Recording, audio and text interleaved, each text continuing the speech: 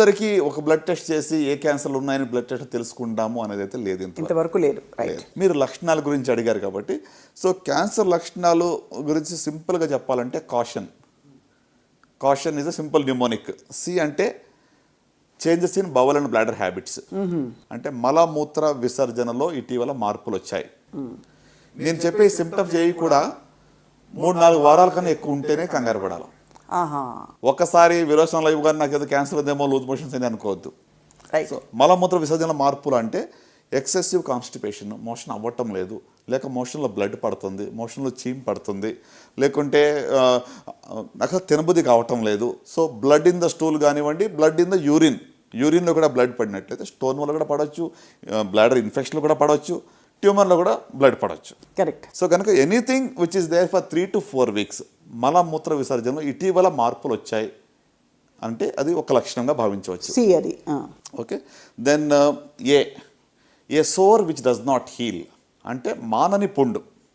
శరీరంలో ఏ భాగంలో అయినా కూడా మానని పుండు ఉంటే నిర్లక్ష్యం చేయకూడదు. నొప్పి లేకపోయినా పర్వాలేదు, మానని పుండు ఉంటే వెంటనే డాక్టర్ని సంప్రదించాలి. దాన్ని రాచపుండని ఊరికే అనలేదు. అంటే మానని పుండు ఎందుకంటే, ఫర్ ఎగ్జాంపుల్ మీరు టంగ్ బైట్ అయిందని నాలుగు ఖర్చుకుంటే చిన్న పుండు అవుతుంది, వారం 10 రోజుల పుండు మానిపోతుంది. అవును. సో మీకు 2-3 weeks అయింది, పుండు అలాగే ఉంది అంటే మాత్రం నిర్లక్ష్యం చేయవద్దు. Right. So that is number 2. Right.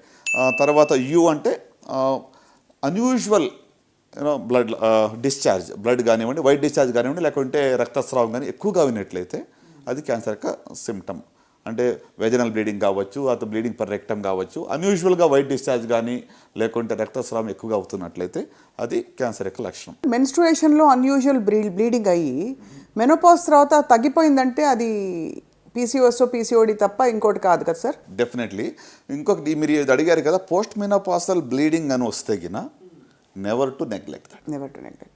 So post menopausal బ్లీడింగ్లో యూటరిన్ క్యాన్సర్ ఉందా లేదా అని తెలుసుకోవడం చాలా ప్రాముఖ్యం. నెంబర్ 1 ఇంటెన్షన్ మాకు అదై ఉంటుంది. పోస్ట్ మెనోపాజల్ బ్లీడింగ్ అనేది అసలు డాక్టర్ నిర్లక్ష్యం చేయకూడదు, పేషెంట్ నిర్లక్ష్యం చేయకూడదు. సో కనుక వైట్ డిశ్చార్జ్ కూడా ఎక్సెసివ్గా అయితే కూడా నిర్లక్ష్యం చేయకూడదు. So unusual discharge or bleeding ఇది 3rd category of symptoms. Right. So next ఇప్పుడు మనకి CIU అయిపోయింది. టీ అంటే thickening or lump anywhere in the body. Okay. చాలా మందికి పుట్టుకతోనే చిన్న చిన్న గడ్డల బాడీలు చాలా ఉంటూ ఉంటాయి. లైపోమాస్ అంటాము, లేకపోతే న్యూరోఫైబ్రోమాస్ అంటాం. వాటి కోసం కంగారు పడక్కర్లేదు. ఇటీవల గడ్డ ఏర్పడింది, నాకు నొప్పి లేదు కానీ ఆ గడ్డ సైజు పెరుగుతూ ఉంది అంటే మాత్రం నిర్లక్ష్యం చేయకూడదు.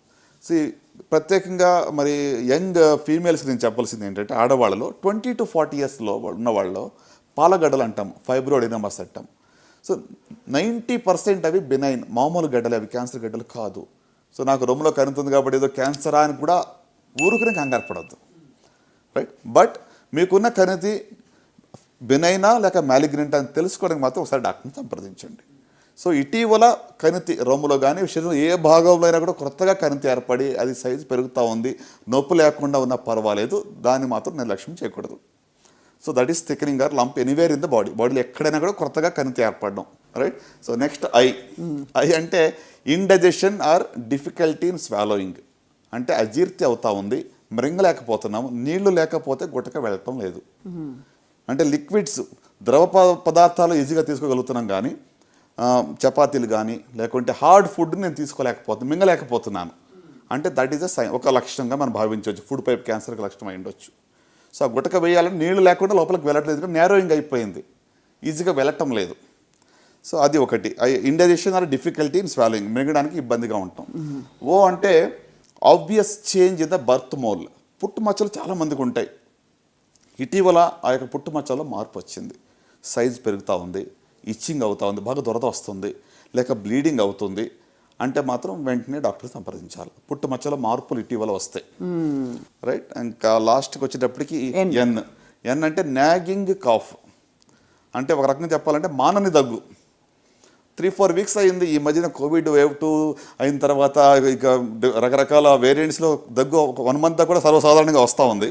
But otherwise more than 6 weeks మానని దగ్గు ఉన్నట్లయితే, మరి మీ గొంతుకు బొగ్గురు పోయినట్లయితే తప్పకుండా డాక్టర్ సంప్రదించాలి. దట్ ఇస్ సంథింగ్ దట్, అంటే దాన్ని మనం ఇగ్నోర్ చేయవద్దు.